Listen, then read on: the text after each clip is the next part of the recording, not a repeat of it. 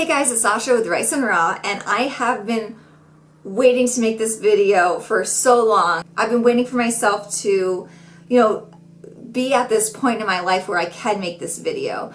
So I did make a video a couple years ago about social anxiety is ruining my life. I'll link it below if you guys haven't seen it.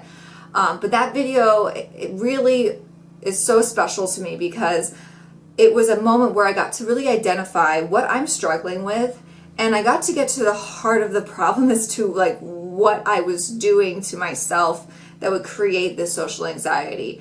And I want to make this video now because it's been a while. I've been working on my social anxiety, and I really feel that in a big way I've overcome it. Now, of course, I still have social anxiety in some elements of my life.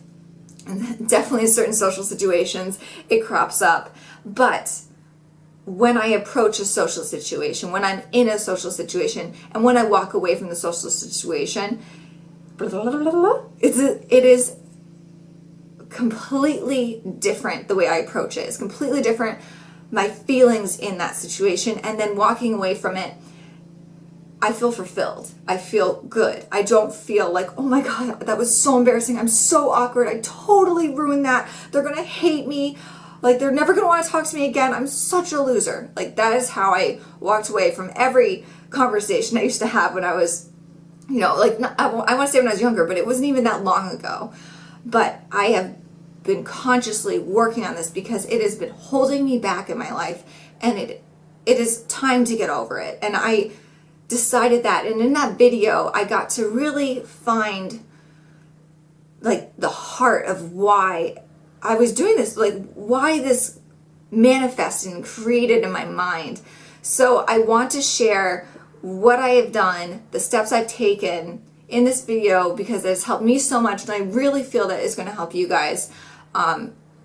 So many people on that video about my social anxiety is ruining my life felt the same way to me. I still get people reaching out that they still feel this way. And if I have found kind of in my journey a way to improve in this area, I want to share that with you guys. So let's get started on number one, which is identify your self-told narrative. And this is so important because this identifies what you're saying to yourself. And most of the time, you're playing this narrative over and over in your mind of who you are, and you aren't even able to engage in a conversation with someone because you're so concerned with ruining it or messing up or, getting down on yourself that you can't even listen to what they're saying in the first place to then even be able to respond, effectively. And you're so caught up in your mind that you can't be in the present moment and take the time to engage with someone. And that's something that I've noticed that I do so much, is that I'm so concerned with how they're perceiving me that I can't think of anything else. I can't even think of what they're saying, which of course they're not going to perceive me well if I can't even listen to them or take in what this person that I'm trying to interact with is communicating to me. So my self-told narrative was, I'm a loser, I have nothing to offer. That's a big one. What I have to say isn't important. I shouldn't even show up. No one even cares if I'm there or not. That was a huge,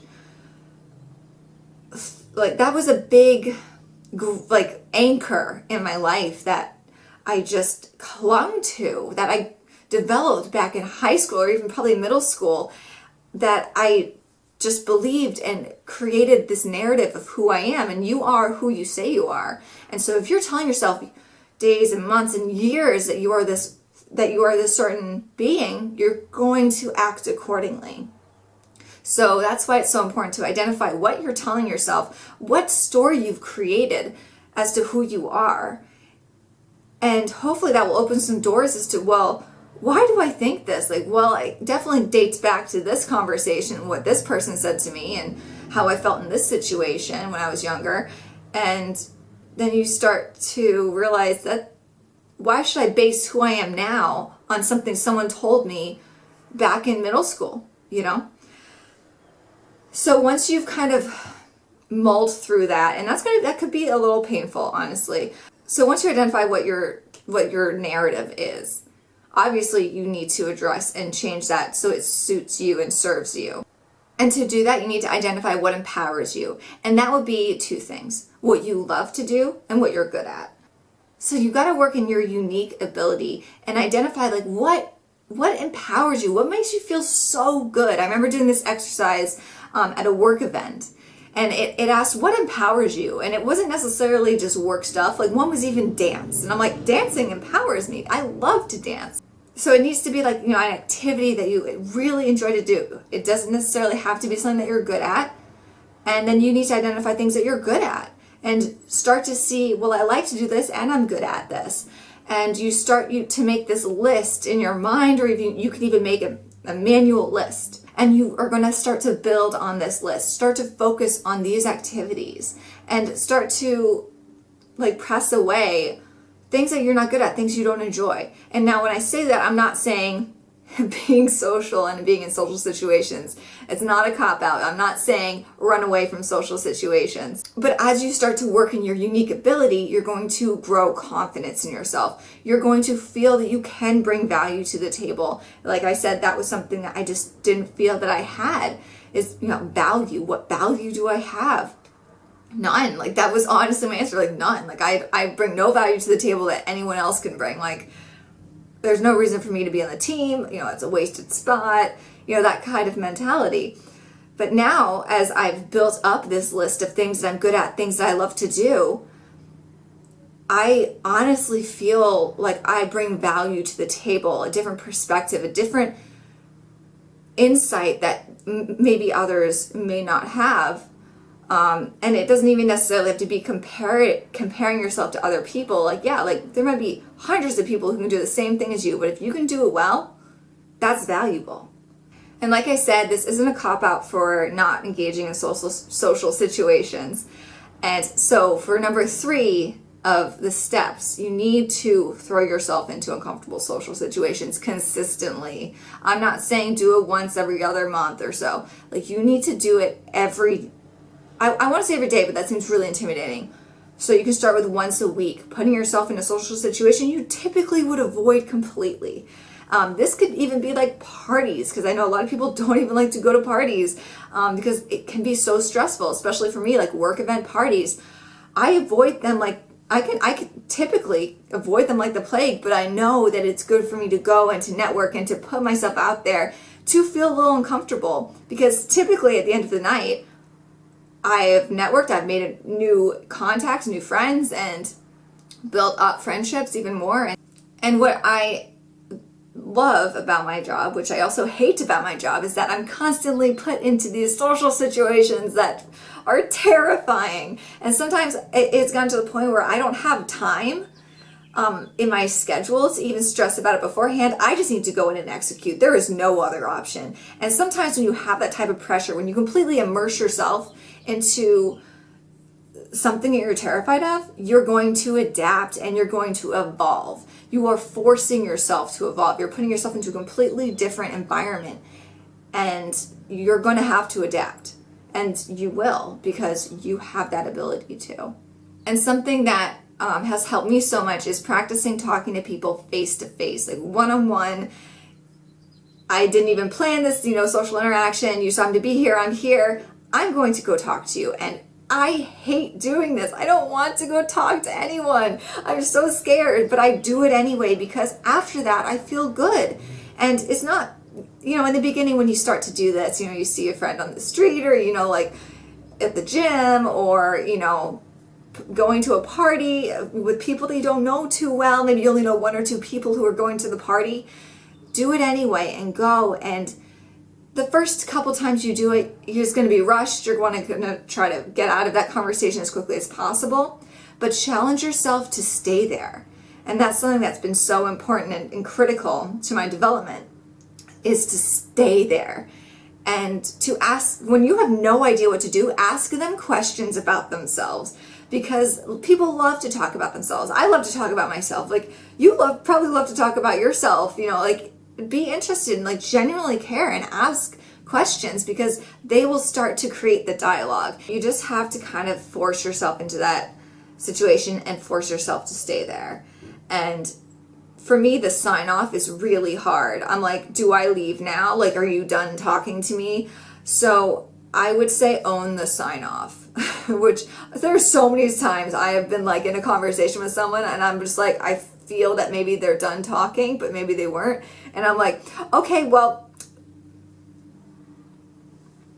bye. Like, it's super awkward and they know it's awkward. They know I'm uncomfortable. So what I do is I own my sign off. So I'll, kind of get to the point where I'm feeling, okay, maybe like this conversation might be over a little bit. So, oh, hey, I got to run to my desk and finish up this project, but I'll talk to you later. Or, hey, I'll let you get back to your workout. Or, hey, I know you're busy, hey, I'll let you get back to grocery shopping. But it was great to see you. I'd love to see you around, again, sometime we should hang out. Sometimes like things like that, even if like you don't even plan to hang out, you both know you don't plan to hang out, just to say that to kind of sign off a bit, it can be helpful. And it also opens up the door that maybe they'll reach out to you. Maybe they do want to hang out with you and stuff. So again, like stay there. Don't rush it. Because like a thing for me is that if I have nothing valuable to say, rush it, get away because, you don't want to bore someone with your stories or with your, take up their time because, their time is so valuable. Like take your time speaking, take your time engaging, take your time listening, take your time even responding. You don't need to respond right away within like a second of them finishing their sentence. You can take, a couple of seconds and develop your response. This actually creates a better flow in the conversation. And even if you don't feel ready to do these kind of things, if you don't feel ready to do anything new, that is the perfect time to be doing it. That is when you should go.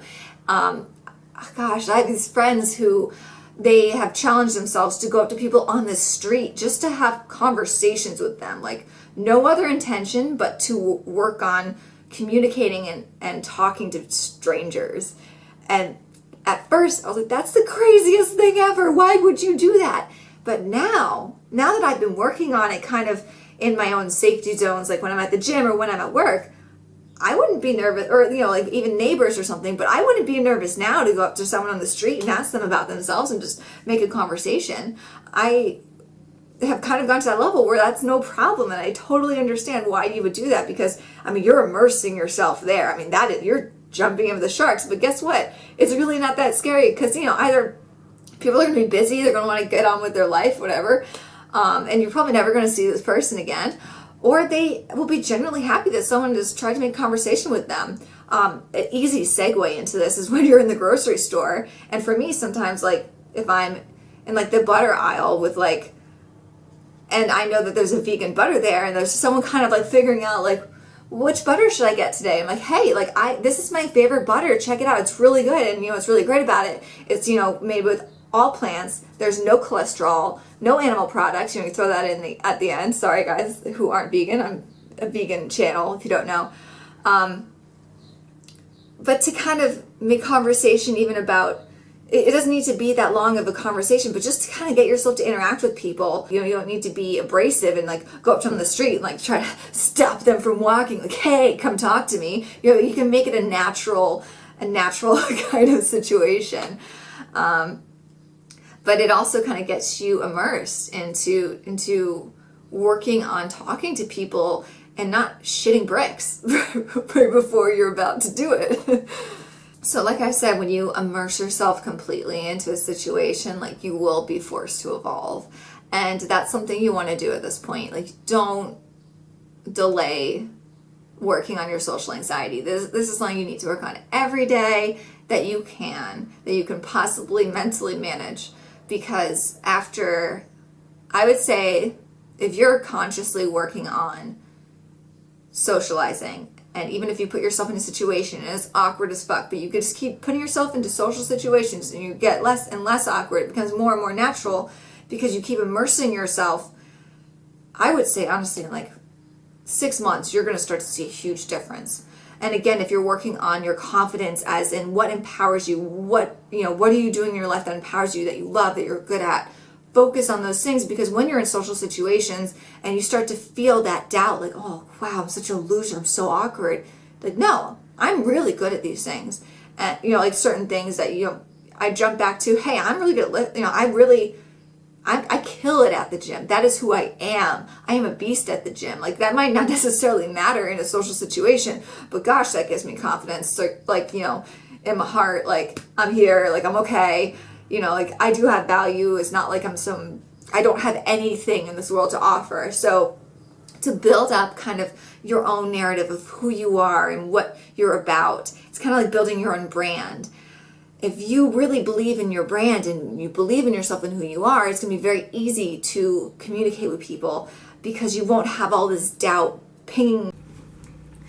Hey guys, I'm sorry, my camera lost battery, so I'm just trying my other camera. It'll actually be really interesting to see the difference of quality between the two for me. But I do want to say one more thing before I go, and that is to build a support team around you. So this can be honestly like your mom and dad and your sister and brother. These can just be family members, but it's really good to have just a few allies that know that how much you like really struggle with social anxiety, and to have them kind of, to always be kind of communicating with them. For me, it's actually one of my managers who I absolutely love.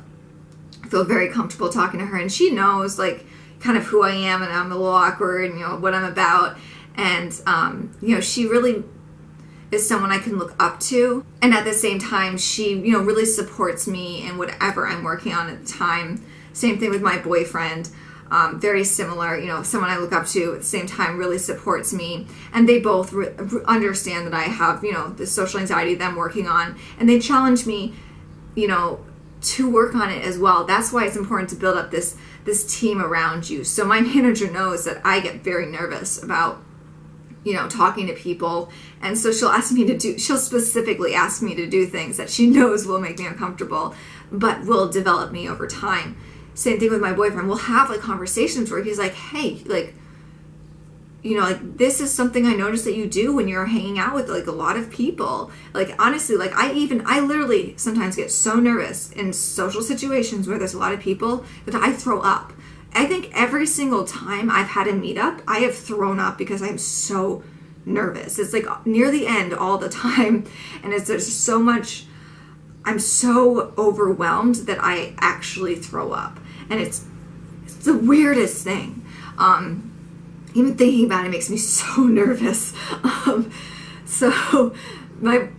I faint. Like, I fainted in a social situation, and there's only 2 other people in that situation. I thought I was fine. All of a sudden, I fainted because I was so nervous, and I just didn't realize that I was as nervous as I was. So there's definitely a lot of room of improvement for me, and I'm going to keep improving and working on these areas that I've mentioned, and I'm going to keep developing more areas that will challenge me full head on at this point. Like, once you get this momentum, you can really jump into like a situation where you would never dream that you could do. And so over time, you're going to master this craft. You just need to put in the hours and the effort to do so. Because, what do they say? Like 10,000 hours is the amount of time it takes for someone to master a craft. This is the same type of thing. You need to put yourself in those situations to get better at them. Otherwise, if you just lock yourself away at home, just sit on the computer, you're not going to get to practice. And and it's so important, especially today with how everyone is, now only socializing on social media and online. You've got to get yourself out there. You've got to make the face-to-face. You got to make the time for face-to-face, because that's when you're going to really, truly grow, and you're going to gain that confidence as you gain the momentum. So I hope these tips helped you guys. I will wrap this video up because I think it's getting pretty long. And thank you guys for watching. If you like this video and if this video helped you, please leave a like below. I would really appreciate it to get the feedback. And also, I would really appreciate the support and subscribing. I'm back to YouTube. I'm trying to make videos every week. I typically put out a video every Tuesday, so trying to stick to that. And I have some big things coming up. I'm working on some fun, awesome recipes that include a lot of whole foods, absolutely none to minimal processed foods that are quick, easy recipes. for on-the-go busy people like yourself and like myself. So stick around for that. That'll probably be coming up soon, probably in like, I would say 2 months, because I want to really make sure these recipes are on point. So I will see you guys in the next video. Thanks for watching. Bye.